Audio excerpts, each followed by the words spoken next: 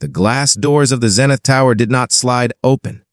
They were designed to detect motion, to anticipate the arrival of anyone walking with purpose. Marcus walked with purpose. He stopped 3 inches from the glass. He waited. The sensor blinked red. It was a small glitch. A minor calibration error in a building that cost $400 million to construct.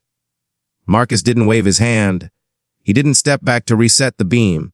He stood perfectly still, watching his own reflection in the tempered glass. His suit was bespoke, cut from Italian wool that absorbed the lobby lights rather than reflecting them. His tie was a deep, bruised purple. He looked at the reflection of his face. He checked his expression, neutral, calm, unthreatening. This was the routine. This was the irrational necessity of his mornings. He had to ensure the face looking back at him would not scare the people who paid him. The doors stayed closed. Inside the lobby, the air was conditioned to a constant 68 degrees. He could see the security desk through the glass. The guard was new. He was young. He was looking down at a phone, his thumbs moving in a rapid, rhythmic blur. Marcus tapped the glass with his signet ring. One sharp click.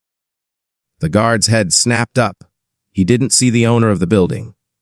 He didn't see the man whose name was etched into the brass plaque 5 feet away.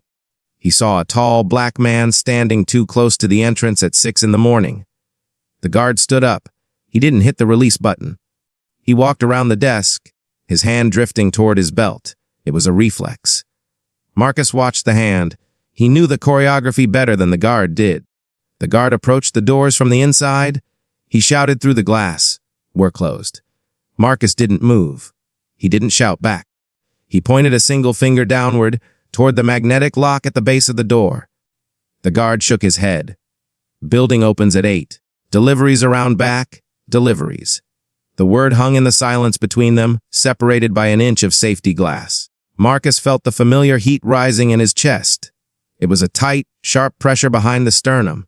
He swallowed it. He pushed it down until his pulse was steady again. He reached into his pocket. Slowly, telegraphing the movement, he pulled out his access card. It was black, heavy, made of matte metal. He held it up to the glass. The guard squinted. He leaned in, his breath fogging the other side of the door. He looked at the card. Then he looked at Marcus. He looked for a long time. He was comparing the man to the object. He was trying to reconcile the authority of the black card with the reality of the man holding it. It didn't fit his pattern. Marcus could see the hesitation in the guard's eyes.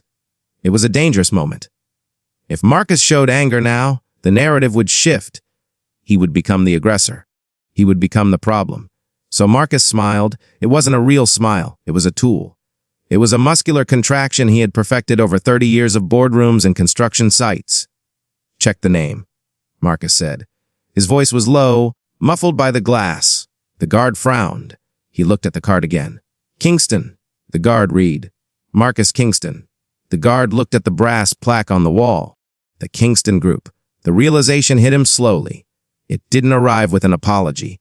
It arrived with defensiveness. The guard pressed the release button behind him. The doors hissed open. The cool air rushed out, smelling of ozone and floor wax. Marcus stepped inside. He didn't stop. He didn't demand an apology. He walked past the guard with a stride that measured exactly 30 inches.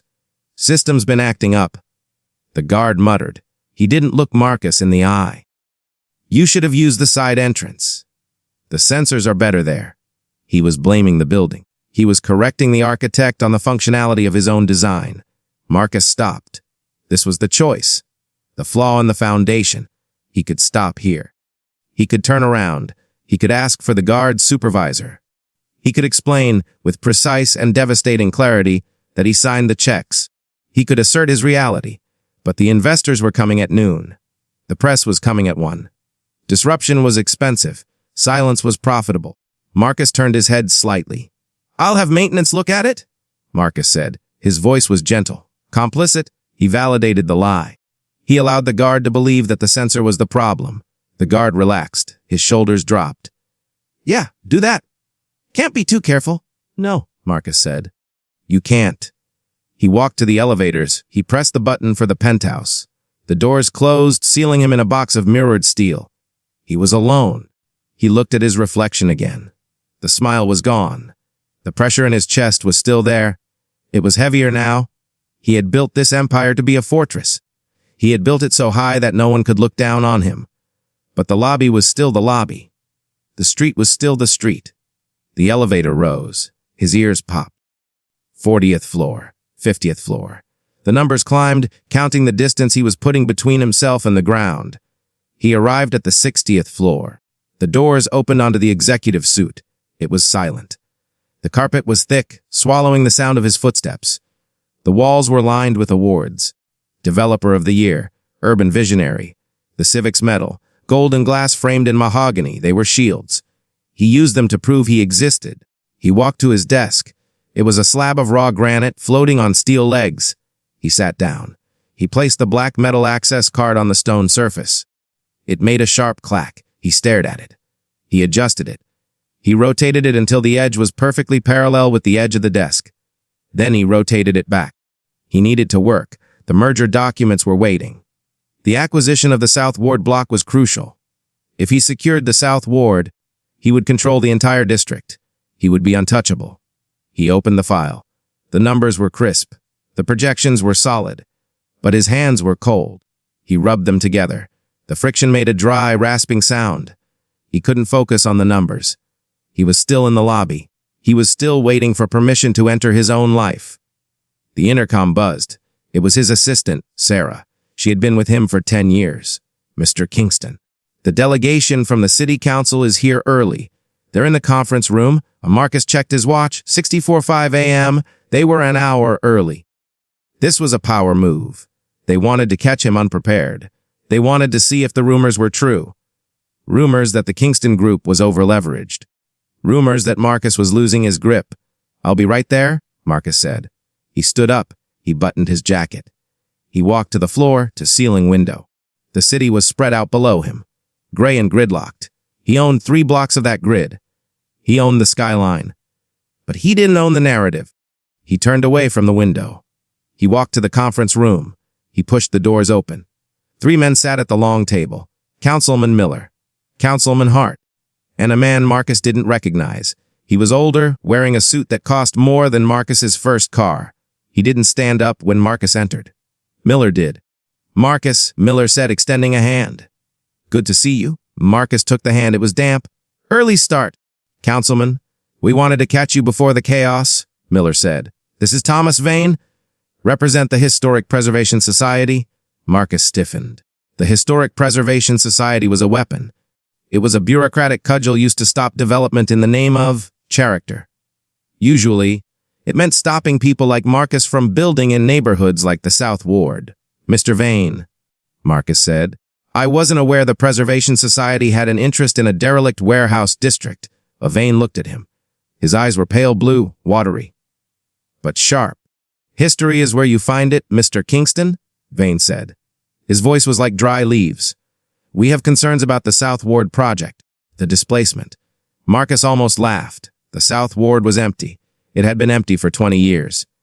Drug dens, collapsed roofs, rats the size of cats. Marcus was going to build housing, affordable units mixed with retail. He was going to bring light back to the blocks where he had grown up. "There's no one living there to displace," Marcus said. "It's a ghost town. Cultural displacement," Vane corrected softly, erasing the texture of the neighborhood. Marcus sat down at the head of the table. He folded his hands. He knew what this was. It wasn't about texture. It wasn't about history. It was about the border. The South Ward bordered the Garden District. The Garden District was white, wealthy, old money. They didn't want the Kingston group building a bridge that would let the wrong people walk across. "What are you asking for?" Marcus asked. He cut to the chase. He didn't have time for the dance. Miller cleared his throat. "Mr. Vane suggests a compromise, a reduction in density. Fewer units, more green space." Marcus did the math in his head. Instantly, fewer units meant higher rents. Higher rents meant the locals couldn't afford to return. It meant the project would become a luxury enclave. It would become exactly what Vane wanted, a buffer zone. "That breaks the model," Marcus said. "The federal grants require 40% affordable housing. If I reduce density, I lose the grants." "We can help with the financing," Vane said. He slid a folder across the table. "Private equity." Very favorable terms. Marcus looked at the folder. He didn't open it. He knew what was inside. Golden handcuffs. If he took their money, he answered to them. He would build their wall, and they would let him put his name on it. And if I refuse? Marcus asked. The room went quiet. The air conditioner hummed. It sounded like the lobby. Miller looked at his shoes. Vane smiled. It was a small, polite smile. Then we designate the warehouses as historic landmarks, Vane said. The study is already drafted. It would tie the project up in litigation for 5 years. Maybe 10? Marcus looked at Vane. He saw the guard. He saw the same assumption of authority. The same casual use of power to block a door. Marcus had leveraged everything for the South Ward. 5 years of litigation would bankrupt him. The empire would crumble. He looked at the folder. He looked at Vane. He could fight. He could go to the press. He could scream about the hypocrisy. He could expose them. But if he did, the banks would get nervous. The stock would drop. The investors arriving at noon would see a man in a street fight, not a CEO. He needed to survive. He needed to keep the doors open. Marcus reached out. His hand was steady. He placed his hand on the folder. I'll review the terms, Marcus said. Vane's smile widened. Just a fraction? Excellent, Vane said. We knew you were a reasonable man, Marcus. Reasonable. The word tasted like ash. Marcus pulled the folder toward him. He had just agreed to erase his own people to save his building. He had prioritized order over disruption. Again, he stood up. I have a gala to prepare for, Marcus said. Of course, said, standing up too quickly. We'll show ourselves out. They left. Marcus stood alone in the conference room. He looked at the folder. He felt sick, but he was safe. The empire was safe. He walked back to his office. He passed a mirror in the hallway. He stopped. He checked his tie. He checked his face. Neutral. Calm. Unthreatening. He walked to his desk and sat down. He picked up the phone. Sarah, he said.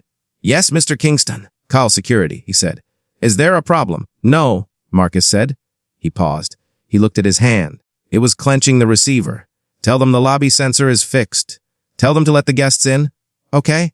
Anything else? No, Marcus said. He hung up. He didn't fire the guard. He didn't report the incident. He let it slide. Because to bring it up was to admit that it mattered. To admit that he could be hurt. And Marcus Kingston could not be hurt. He was the building. Concrete. Steel. And hollow in the center. The noon sun hit the conference table at a sharp angle. It turned the dust motes into suspended gold. The investors sat in the light. They were eating Cobb salads from plastic bowls. The plastic made a crinkling sound that filled the room. Marcus sat at the head of the table. He was not eating. He was watching them eat. He was watching them digest the news he had just delivered. It's a pivot, Marcus said. He used the word carefully. Pivot. It was a clean word. It suggested agility. It suggested a strategic correction, not a moral collapse. We're scaling back the density, he continued. Focusing on premium retail. Expanding the green zones. He didn't mention Thomas Vane. He didn't mention the threat of litigation. He didn't mention that the green zones were walls designed to keep the neighborhood out. One of the investors, a man named Sterling from a pension fund in Connecticut, wiped his mouth. And the affordable housing component? Sterling asked. He asked it casually, like he was asking about the parking capacity. Adjusted, Marcus said. Adjusted to what? 20%? It had been 40. The room went quiet. But it wasn't a tense quiet. It was a calculating quiet. Sterling nodded. He tapped a pen against the table. Better margins? Sterling said. Significantly, Marcus agreed. And the risk profile drops, another investor added. Less volatility. Volatility. That was the code word. Volatility meant poor people. Volatility meant the chaotic energy of survival that Marcus had grown up in. They were talking about his childhood home as if it were a chemical instability, and Marcus nodded. He agreed with them. Exactly, Marcus said. We want stability. The tension in the room evaporated. The investors smiled. They went back to their salads. The crisis was over. Because Marcus had behaved. He had aligned himself with the money. He had corrected the glitch. Sarah opened the door. The PR team is here for the prep, she said. Send them in, Marcus said. The investors filed out. Sterling shook Marcus's hand on the way out. Good call, Marcus. Smart. This is why we back you. You don't let emotion get in the way. And Marcus took the compliment. He held it. It was heavy. He didn't let emotion get in the way. He let it rot inside him instead. The PR team entered. They were led by a woman named Jessica. She was efficient. She carried a tablet and a makeup bag. She didn't sit down. "Okay, Marcus," she said. "The press release is going out in an hour. We need to frame the narrative before the blogs pick it up." She handed him a sheet of paper. It was a script. "Key talking points," she said. "Sustainability. Heritage, future-proofing." Marcus scanned the list. "Displacement concerns?" he asked. "Minimal," Jessica said. "We emphasize that the reduction in units allows for higher quality of life for the residents who do remain." "Which residents?" Marcus asked. "The ones who can afford the new price point," she said. She didn't blink. She didn't see the contradiction. She saw a messaging challenge. "Sit," she said. Marcus sat. She opened the makeup bag. "You're shiny," she said. She took a sponge and dabbed his forehead. She dabbed his nose. She touched his face with a familiarity that no one else was allowed. He let her. It was part of the normalization. He was a product. He had to be matte. He had to be palatable. "We have an interview with Channel 4 at 2, Jessica said, working on his jawline. "They're going to ask about your background." "The local boy done good angle?" "I hate that angle," Marcus said. "Tests well," Jessica said. "People love it. It makes the project feel organic. It gives us cover." She was telling him that his skin was a shield for the company. His biography was a permit that allowed them to bulldoze the block. "Stick to the script," Jessica said. "Don't get into the weeds about the density cut. Pivot to the park. Everyone loves a park." She finished. She stepped back. "Perfect," she said. "You look trustworthy." Marcus looked at the mirror on the wall. He looked the same as he had this morning. But the layer of powder made him look flat, two-dimensional. He stood up. "Let's go." They took the elevator down, not to the lobby, to the atrium on the second floor. The cameras were already set up. The lights were hot. The reporter was a man Marcus had known for years, David. David smiled when he saw Marcus. "Mr. Kingston," David said. "Ready to save the city again?" It was a joke, but it wasn't. Marcus sat in the chair opposite David. Jessica stood behind the cameras. She gave Marcus a thumbs up. 3, 2, 1, the cameraman said. The red light went on. "We're here with Marcus Kingston," David said, his voice dropping into that smooth, broadcast baritone. "CEO of the Kingston Group." "Marcus?" "Big announcement today about the South Ward project." "That's right, David," Marcus said. His voice was automatic. It didn't come from his chest. It came from the script. "We're reimagining the development. We realized that to truly honor the history of the ward, we needed to give it room to breathe." "Some critics are saying you're cutting affordable housing," David said. It was a softball question. It was lobbed gently so Marcus could crush it. "We're prioritizing quality," Marcus said. "We're building a community that lasts. We're bringing in green spaces, historic preservation. We're working with the city, not against it." "And as someone who grew up just a few blocks from here," David asked, leaning in, "what does this mean to you personally?" This was the trap. This was the moment he had to sell his soul to the camera. Marcus looked at the lens. He saw his own reflection in the glass of the objective. He saw the powder on his face. "It means everything," Marcus said. "I'm building the neighborhood I wished I had grown up, safe, clean, prosperous." He didn't say exclusive. He didn't say whitewashed. "It's about legacy," Marcus said. "Powerful stuff," David said. "Cut," the cameraman said. The lights died. David relaxed. "Great sound bites, Marcus." "Really good." David stood up and unclipped his microphone. "Off the record?" David asked. Marcus stiffened. "Sure. I heard Vane was sniffing around." "You shut him down?" Marcus paused. He could tell the truth. He could say, "No, he owns me now." But the script was already written. "What came to an understanding?" Marcus said. David laughed. "You're a magician, Marcus. I don't know how you deal with those people." "The old guard. I listen," Marcus said. "Well, you're one of the good ones," David said. "You play the game better than they do. One of the good ones." The phrase hung in the air. It was a compliment wrapped in a wire fence. It meant you are the exception to the rule of your race. It meant, we accept you because you are useful. Marcus didn't flinch. He didn't correct him. He smiled.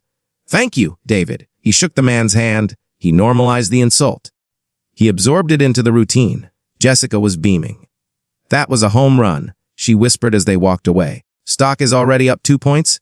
Marcus walked back to the elevator. He felt tired. Not physical fatigue, a deep, structural fatigue. Like a beam bearing too much weight for too long. He got into the elevator. He rode it down to the garage. He didn't want to go back to the office. He wanted to be moving. His driver, Elias, was waiting. Elias was 60. He had driven for Marcus's father when his father was just a contractor with a pickup truck. Elias opened the back door. Marcus slid in. The leather was cool. The car was a sanctuary, soundproof, bulletproof. "Where to, boss?" Elias asked. "Just drive," Marcus said. "Perimeter loop." "Yeah." The car glided out of the garage. It slipped into the traffic. People looked at the car. They couldn't see in. The windows were tinted to the legal limit.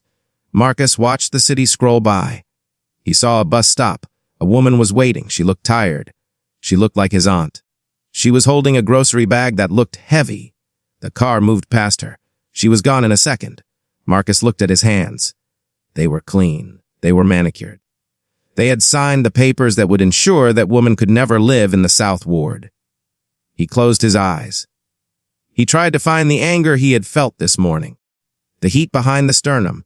But it was gone. It had been replaced by a dull, cold certainty. He had survived another day. He had kept the empire standing. He had navigated the sensors. The car hit a pothole. A small jolt. "Sorry," Elias said. "City roads." Marcus said. He opened his eyes. He saw a billboard. It was a rendering of the new South Ward project. It showed happy people walking in a park. The people in the rendering were vague, digital ghosts. But none of them looked like Elias. None of them looked like the woman at the bus stop. None of them looked like Marcus. He reached for the control panel on the armrest. He turned up the air conditioning. He was cold. But he needed to be colder. He needed to freeze everything in place so it wouldn't hurt. The phone in his pocket buzzed. He ignored it. Then it buzzed again. And again. A pattern. He pulled it out. It wasn't a call. It was an alert from the building security system.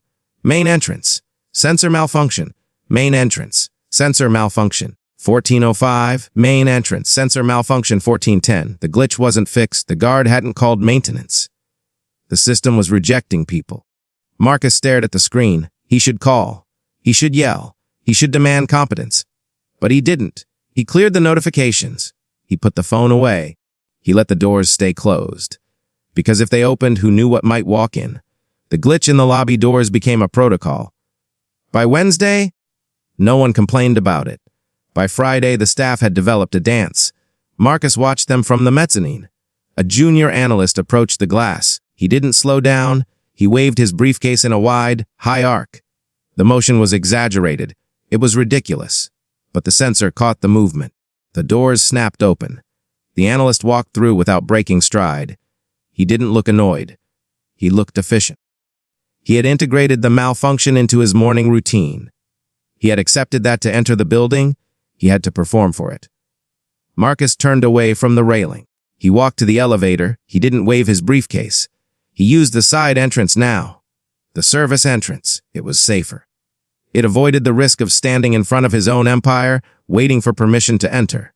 He rode the elevator to the 40th floor. Operations. This was the engine room. Rows of desks. Silence. The hum of servers cooling themselves. He was here for the weekly occupancy review. The room was glass-walled. Inside, the director of leasing, a woman named Karen, was waiting. She had a screen on the wall. It was filled with maps. Heat maps. Red. Yellow. Green. The South Ward was on the screen. It was a jagged patch of gray. "We're running the pre-leasing algorithms for Phase 1, Karen said. She didn't waste time on pleasantries. She knew Marcus preferred raw data. Demand is high. "We have 3,000 applications for the first 200 units. That's good," Marcus said. "It is," Karen said. "But the filter is aggressive." She tapped a key. The screen changed. It showed a funnel. 3,000 names at the top. 200 names at the bottom. "The vetting software," Marcus said. "Core logic." Karen corrected. "It's industry standard. It pulls credit, criminal, eviction history, and stability metrics." Stability metrics. "Another clean phrase. Show me the rejections," Marcus said. Karen hesitated. "It's a large file." "Marcus? Show me a sample." She tapped the key. A list appeared. Names, scores, reasons for rejection. Marcus scanned the list. "David Thomas. Rejected. Debt to income ratio. Sarah Jenkins. Rejected insufficient rental history. Michael Cole. Rejected zip code risk factor. Marcus stopped. Zip code risk factor. He pointed at the screen. What is that? Karen adjusted her glasses. She looked at the data, not at Marcus. It's an algorithmic weighting. The software analyzes the applicant's previous address. If the area has a high rate of default or eviction, it penalizes the score. It penalizes them for where they live now, Marcus said. It predicts future behavior based on environmental data, Karen said. She was reciting the manual. Marcus looked at the address next to Michael Cole's name. It was 400 South Main. That was the South Ward. That was the neighborhood Marcus was rebuilding. So, Marcus said slowly, if you live in the South Ward, you are statistically less likely to be approved to live in the new South Ward. Statistically, yes, Karen said. We are building this for them, Marcus said. That was the promise. We are building it for the community, Karen corrected. But we have financial covenants, Marcus. The Vane Group financing? It requires a default rate below 2%. If we let the risk profile rise, the interest rate doubles. The room went cold. Marcus looked at the screen. The algorithm was efficient. It was protecting the investment. It was doing exactly what he had paid it to do. Can we override it? Marcus asked. Manually. What? We can, Karen said. But every override is flagged. If we have too many exceptions, the auditors will downgrade the asset class. The asset class, not the people. The building. Marcus looked at Michael Cole's file. Steady job. Sanitation department. 10 years. Never missed a rent payment. But he lived in a red zone, so the machine said no, and the machine was faster than Marcus. It was tireless. It rejected people while Marcus slept. How many? Marcus asked. How many what? How many rejections based on zip code? Karen looked at the bottom of the screen. 60% of the applicant pool. 60%. He was filtering out the entire neighborhood. He was building a fortress, and the drawbridge was programmed to stay up. Keep the standard settings, Marcus said. His voice was dry. It felt like sand in his throat. We can't afford the rate hike. Karen nodded. She looked relieved. I'll purge the rejected files, she said. Don't purge them, Marcus said. Archive them. Why? Just do it. He needed them to exist somewhere, even if it was just as ghosts in a hard drive. He walked out of the operations room. He felt heavy. Gravity seemed stronger on this floor. He needed air. He went down to the garage. Elias was there. He was wiping the windshield of the car. He used a chamois cloth. Circular motions. Perfectly rhythmic. Ready, Mr. Kingston. Take me to the site, Marcus said. The South Ward. Yes. Elias folded the cloth. He opened the door. They drove in silence. The city changed outside the window. The glass towers faded. The brick storefronts appeared, then the empty lots, the chain link fences, the Kingston Group signs were everywhere. Kamji Son and NEWGCY. They arrived at the main construction gate. It was busy. Trucks were rumbling in and out. Dust hung in the air. Marcus got out. He put on a hard hat. White. Pristine. The site manager, a man named Henderson, walked over. Mr. Kingston. Surprise visit! Just checking progress, Marcus said. We're ahead of schedule, Henderson said. Foundation pour is 90% done. They walked toward the pit. It was massive. A crater in the earth where 3 city blocks used to be. Rebar stuck up from the concrete like rusted grass. Marcus looked at the perimeter fence.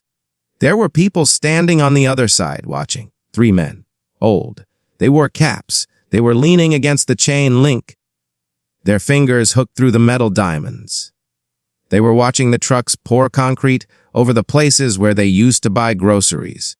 Where they used to get haircuts. They're a nuisance, Henderson said. He followed Marcus's gaze. They stand there all day, just looking. They live here? Marcus said. They're in the way, Henderson said. We had to reinforce the fence. One of them tried to cut through last week to get scrap metal. Did you call the police? Security handled it? Henderson said. We have a private contractor now. Sharper teeth. Marcus looked at the men. One of them pointed at the pit. He said something. The others nodded. They weren't angry. They were resigned.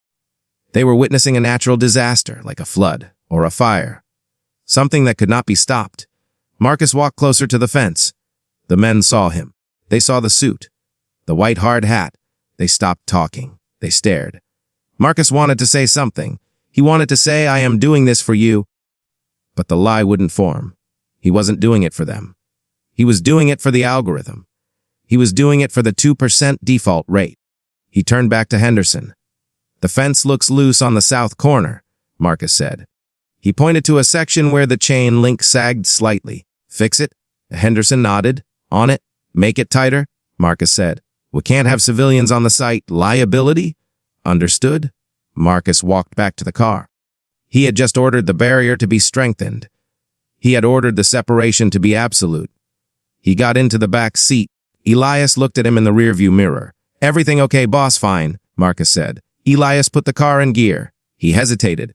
My nephew, Elias said. Marcus froze. He knew what was coming. He got a letter yesterday, Elias said, from the leasing office. The car didn't move. The engine idled. He got turned down, Elias said. Said his profile didn't match. Elias looked at Marcus's eyes in the mirror. He's a good kid, Marcus. Teacher. Works hard. Same as us. Same as us. The phrase cut deep. Elias thought they were on the same side of the fence. He thought the shared history, the shared skin, meant they were part of the same tribe. But Marcus was not part of the tribe anymore. He was part of the mechanism. Marcus could fix it. He could pull out his phone. He could call Karen. He could say override file number 4-92. Do it now. He could save one man. But if he saved one, the pattern would break. The data would be corrupted. The audit would flag it. Vane would ask questions. The financing would wobble. The empire was built on the integrity of the system. Marcus looked at Elias. He saw the hope in the older man's eyes. The trust. Marcus killed it. The criteria are strict, Marcus said. His voice was steady. It's the banks, Elias. They set the rules. My hands are tied. It was a lie. His hands were the ones tying the knots. Elias stared at him for a second. The hope vanished. It was replaced by a familiar dullness, the same look the men at the fence had. I understand, Elias said. It's just business, Marcus added. He didn't know why he said it. It made it worse. Yes, sir, Elias said. Sir, he hadn't called him sir in 20 years. Elias turned the wheel. The car moved away from the curb. They drove past the fence. The men were still there. They watched the black car glide by. Marcus didn't look back. He took out his phone. He opened his email. He had a message from Vane. Subject, progress. Content, the numbers look solid. The adjustments to the tenant mix are promising. Keep the course. Marcus deleted the email. He closed his eyes. He listened to the tires on the asphalt. Thrum, thrum, thrum, a steady hypnotic rhythm. It was the sound of everything working exactly as it was supposed to. The glitch was gone. The pattern was set, and Marcus was safe inside it, alone. The fundraising gala was held in the atrium of the Zenith Tower. It was a glass box suspended above the city. Waiters moved through the crowd like synchronized swimmers. They carried trays of champagne and compressed watermelon. Marcus stood near the center of the room. He held a glass. He did not drink. He was the centerpiece. The brochure for the evening featured his face. It was a black and white photo. High contrast. It made him look serious, noble, safe. The caption read the bridge between worlds. Thomas Vane approached him. Vane was wearing a tuxedo that fit too perfectly. He looked like he had been born in it. Remarkable turnout, Marcus, Vane said. He gestured to the room. There were senators. Tech moguls. The mayor was laughing near the ice sculpture. We've raised $4 million in the first hour, Marcus said. Peanuts, Vane said. He smiled. The real value isn't the donations. It's the confidence. Vane took a sip of his drink. The occupancy algorithms are performing beautifully, by the way. The tenant profile is pristine. Marcus felt a twitch in his right eye. He thought of Elias's nephew. He thought of the 60% rejection rate. It's aggressive, Marcus said. It's precise, Vane corrected. Actually, I wanted to show you something. A little bonus. Since you were so concerned about the lobby sensors. Marcus went still. The sensors? We took your feedback, Vane said. We realized the system was too binary. It needed more nuance. So we integrated a behavioral learning model. Vane touched Marcus's elbow. It was a guiding touch, like a shepherd moving a sheep. Come to the security suite. You should see what you've built. They left the party. They walked down the quiet hallway to the service elevator. They descended to the basement. The air was cooler here. It smelled of electricity and dust. The security suite was a bunker. Screens covered every wall. Feeds from the lobby. Feeds from the garage. Feeds from the construction site in the South Ward. A technician sat at the main console. He stood up when Vane entered. "Pull up the calibration log," Vane said. The technician typed. A window opened on the main screen. It was a video file. It was dated Monday, 6:00 a.m. It was Marcus, standing in front of the glass doors. Waiting, Marcus watched himself. He saw the stillness in his own body. He saw the way he checked his reflection. He saw the moment he swallowed his anger. "This was the baseline," Vane said softly. "Baseline for what?" Marcus asked. "For the threat assessment matrix." Vane pointed at the screen. Overlays appeared on the video. Green lines traced Marcus's posture. Blue numbers scrolled beside his head. Heart rate stable. Gaze diverted. Aggression index 0.1. "We had a problem," Vane explained. He sounded like a professor. "Facial recognition struggles with certain demographics. The false positives for aggression were too high. We were flagging everyone." Marcus watched the green lines map his submission. "So we needed a control subject," Vane continued. "Someone from the demographic, but with the correct temperament. Someone successful." "You used me," Marcus said. "We used your data," Vane said. "The morning you got stuck, the system wasn't glitching, Marcus. It was learning. It was measuring exactly how a safe, high-value male responds to obstruction." Marcus felt the floor tilt. The door hadn't been broken, it had been a test, a stress test. "And now?" Marcus asked, his voice was a whisper. "Now," Vane said, beaming, "we apply that profile to the South Ward applicants." Vane nodded to the technician. "Show him the comparison." The screen split. On the left was Marcus, waiting patiently at the door. On the right was a grainy feed from the leasing office camera. It was a young man. Black. He was sitting across from a leasing agent. He was arguing. He was waving his hands. He was frustrated because he was being told he didn't qualify. Red lines appeared over the young man. Heart rate elevated. Gaze direct. Aggression index 8.5, compliance mismatch 98%. "You see," Vane asked. "He deviates from the baseline. His gestures are too wide. His voice modulation is too erratic. He doesn't behave like you, Marcus. Therefore, he is a risk." The realization hit Marcus with the force of a physical blow. It wasn't just credit scores. It wasn't just zip codes. It was him. He was the filter. His own compliance was the weapon being used to bludgeon his neighborhood. Every time he swallowed his pride, the machine learned that pride was a threat. Every time he lowered his voice, the machine learned that volume was violence.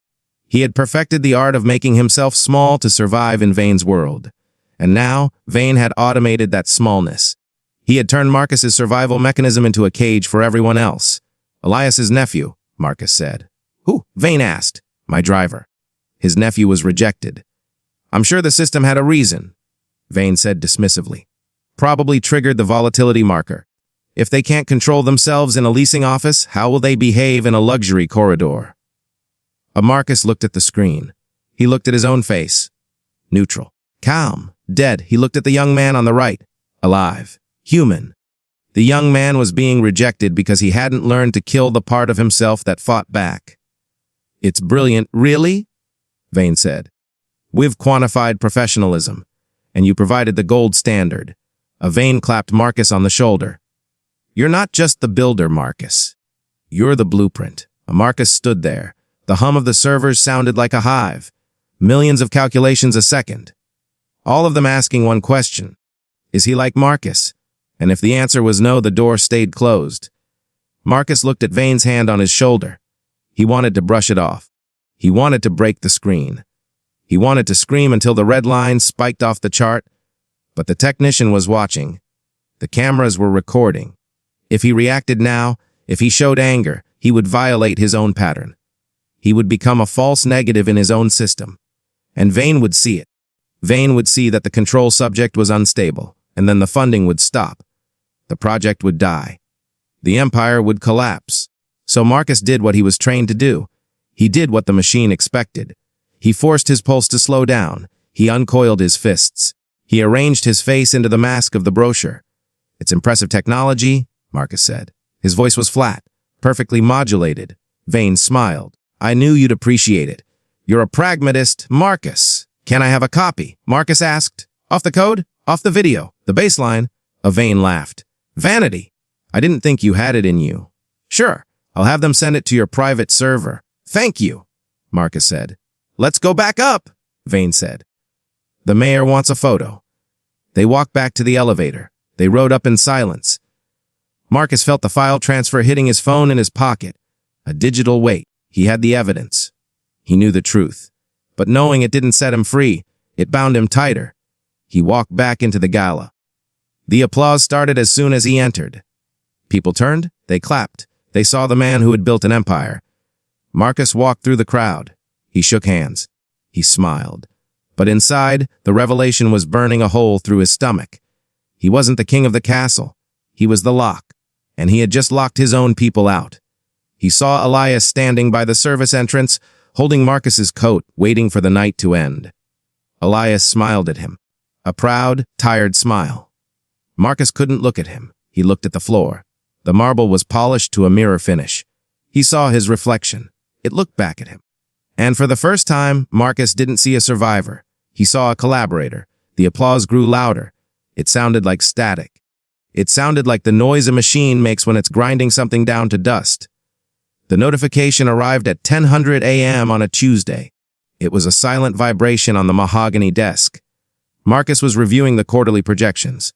The numbers were perfect. The stock price had stabilized. The narrative of the Kingston pivot had been accepted by the market. He looked at the phone. Site alert level 4 disturbance. South Ward project. Level 4 meant imminent physical threat. Marcus stood up. He didn't run. Running was a deviation from the baseline. He walked to the wall of screens in his office. He keyed in the code to access the construction site feed. The high-definition camera zoomed in on the main gate. There was a crowd. 30 people. Locals. They were holding signs, Nafar Sel Mobuilts. It was a standard protest. Marcus had seen dozens of them. Usually they stood there for an hour, chanted, and left when the sun got too hot. But today was different. Today, the perimeter was guarded by the new private security firm. And today, the cameras were running the beta version of Vane's software. Marcus watched the screen. The image was overlaid with the familiar digital architecture. Green boxes around the security guards. Their posture was rigid, aggressive, but the system read them as control elements, safe. Then Marcus saw the red boxes. They were flickering over the crowd. The algorithm was tracking the protesters. It was analyzing their micro-expressions, their volume, their jagged movements. One figure in the center had a solid red box locked around his head. The threat level next to him was flashing, 92% critical. Marcus squinted. He knew that jacket. He knew the way the man held his shoulders. It was Jamal, Elias's nephew, the teacher. Jamal was holding a megaphone. He was shouting at the site manager. He wasn't violent. He was desperate. He was asking why his application had been rejected. He was asking why the neighborhood he lived in was being erased. But the machine didn't speak English. It spoke data. And the data said Jamal was deviating from the Marcus baseline. His arms were waving too high. His heart rate, read by the thermal sensor, was 120. He was passionate. Therefore, he was dangerous. Marcus grabbed his coat. He had to stop this. If the level 4 alarm triggered a response, the guards were authorized to use suppressive force. He took the elevator down. He bypassed the lobby. He ran to the car. Elias was there. He looked pale. He was looking at his own phone.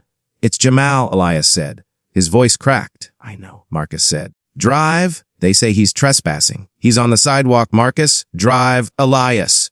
The car tore out of the garage. It was the first time Marcus had allowed the car to move fast. The city blurred. Marcus pulled up the feed on his tablet. The red box around Jamal was pulsing faster. The guards were moving in. They were wearing tactical gear. They looked like soldiers. "Get me Henderson," Marcus barked into the phone. Henderson answered on the first ring. "Mr. Kingston." "We have a situation. Stand down," Marcus said.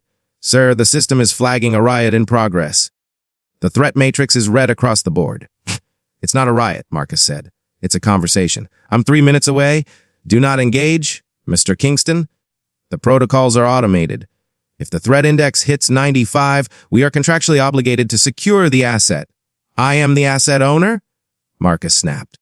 "I am giving you a direct order."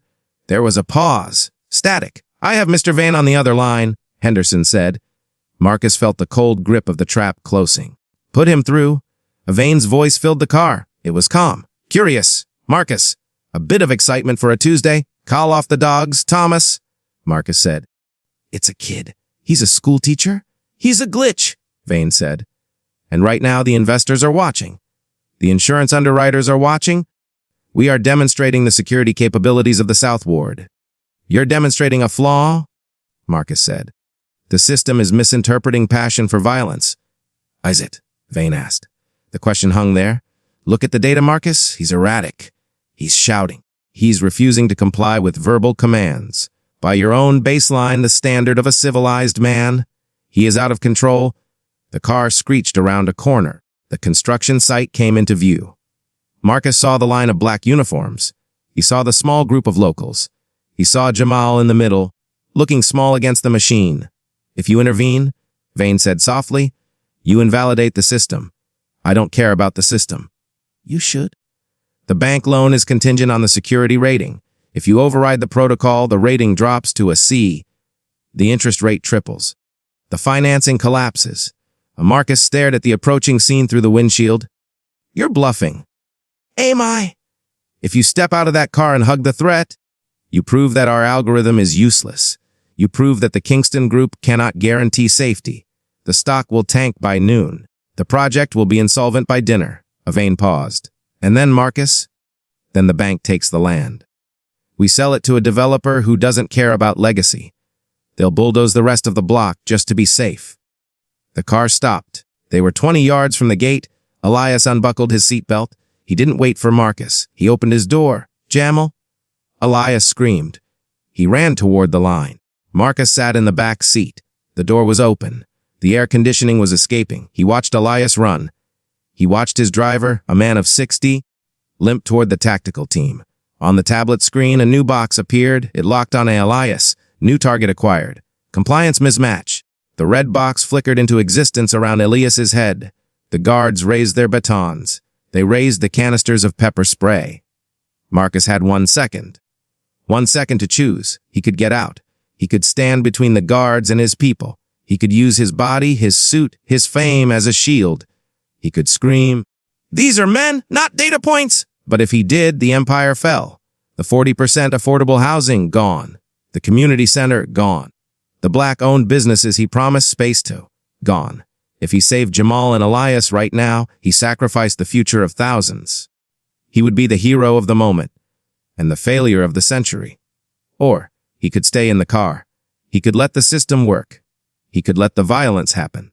He could sacrifice 2 men to save the building. He could prove that he was on the side of order. Marcus. Vane asked in his ear, "What's the play?" Marcus looked at Elias. Elias was reaching for his nephew. The guards were stepping forward. Marcus's hand hovered over the door handle. His fingers trembled. This was the flaw. The obedience. The belief that if he just followed the rules, he could win. But the rules were written to force this exact choice. To force him to kill a part of himself to stay at the table. Marcus pulled his hand back. He pressed the button on the armrest. The door of the car swung shut. Thud, the sound was heavy. Final. He picked up the phone. "Secure the site," Marcus said. Vane said. The line went dead outside. The motion began. It was fast. A guard stepped forward and shoved Elias. Elias fell. Jamal lunged. The spray came out. A cloud of orange mist. Jamal screamed. He went down. The guards were on him instantly. Zip ties. Knees on backs. It was efficient. It was a textbook suppression of a level 4 threat. Marcus watched through the tinted glass. He couldn't hear the screams. The car was soundproof. He only saw the pantomime of pain. He saw Elias on the ground, holding his eyes. He saw Jamal being dragged toward a van. He saw the other protesters backing away. Terrified, they were looking at the guards. And then, one by one, they looked at the black car. They couldn't see Marcus. But they knew he was there. They knew who owned the car. They knew who paid the guards. Marcus sat perfectly still. His heart rate monitor, if he had been wearing one, would have shown a spike. But his face was stone. He looked at the tablet. The red boxes were gone. The text on the screen changed. Threat neutralized. Site secure. Baseline restored. The phone buzzed again. It was an automated message from the bank. Financing approved. Tranche 2 released. The money had come through. The project was saved. He had built a future for the neighborhood by watching its children get beaten in the dirt. Elias was still on the ground. He was trying to stand up. He was looking for the car. He was looking for his boss, his friend. Marcus tapped the partition glass, the privacy divider between the front and back seats. But there was no driver to hear him. Marcus had to climb into the front seat. He had to drive himself away. He crawled over the leather console. It was undignified. He knocked a bottle of water onto the floor. He got behind the wheel. He put the car in reverse. He didn't look at Elias. He couldn't. He spun the wheel and backed the car out of the chaos. He drove away from the site. He drove back toward the glass towers. His hands were shaking on the wheel. He gripped it tighter. He squeezed until his knuckles were the color of the bone. He had passed the test. He was fully integrated now. He wasn't the bridge between worlds. He was the wall, and the wall did not care who crashed against it. The ribbon cutting took place 18 months later. It was a Tuesday. The sky was a perfect, curated blue. It matched the branding on the banners that hung from the lampposts. The South Ward Heritage. Harmony. Home. Marcus stood on the podium. He held a pair of oversized, gold-plated scissors. The mayor stood to his left. Thomas Vane stood to his right. They were all smiling. The cameras clicked. A wall of shutters firing in unison. It sounded like locusts. Marcus cut the ribbon. The silk parted with a soft whisper. The crowd applauded. The crowd was diverse. It was a carefully engineered diversity. Young professionals, artists with trust funds. A few carefully selected older residents who had passed the screening process. They were the background actors in Marcus's triumph. This is a historic day, the mayor said into the microphone. Marcus Kingston has shown us that development and community can walk hand in hand. Marcus nodded. He accepted the praise. He looked out over the plaza. It was beautiful. There were fountains. There were benches made of sustainable teak. There was a statue in the center. It was an abstract bronze form. The plaque read Spirit of Resilience. It was placed exactly where the old barbershop used to be. The barbershop where Elias used to get his fade. The barbershop where the old men had leaned against the chain link fence. They were gone. The fence was gone. The glitch had been patched. After the ceremony, there was a reception in the new community center. The air smelled of fresh paint and expensive coffee. Waiters passed trays of hors d'oeuvres. Marcus walked through the room. He moved with the ease of a man who owns the floor he walks on. People reached out to touch him, to shake his hand, to get a piece of the magic. Incredible vision, Marcus. You saved this neighborhood. It's so clean, so safe. Safe. That was the word of the day. The safety was invisible. It was built into the architecture. The cameras were hidden in the sleek light fixtures. The sensors were embedded in the door frames. The software, Vane's Harmony protocol, was running in the cloud. It was scanning every face in the room. It was measuring heart rates. It was analyzing micro-expressions. But no one here was a threat. They all fit the baseline. They were all calm.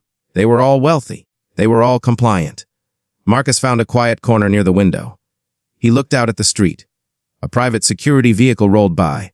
It was white, friendly. The words Community Ambassador were stenciled on the side. Inside, Marcus knew, were the same tactical vests, the same pepper spray, the same zip ties. But the packaging had changed. It was softer, more palatable. Thomas Vane appeared beside him. He was holding a glass of sparkling water. Stock hit an all-time high this morning, Vane said. I saw, Marcus said. The model works, Marcus. We're rolling it out in Chicago next month, Detroit in the spring. Vane took a sip.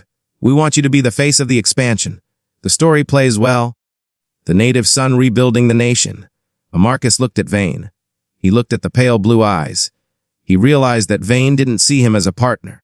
He saw him as an interface. Marcus was the user-friendly front end of a brutal operating system. I'll think about it, Marcus said. Don't think too long, Vane said. Momentum is everything?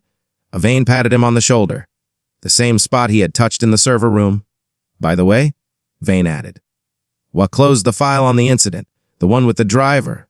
Marcus went still. He hadn't spoken Elias's name in 18 months. He hadn't visited him. He had sent a check, a large check, a severance package, or a settlement, or hush money. The check had been cashed. That was the only response. Good! Marcus said. He moved, Vane said. Better for him. Quieter! And the nephew? Marcus asked.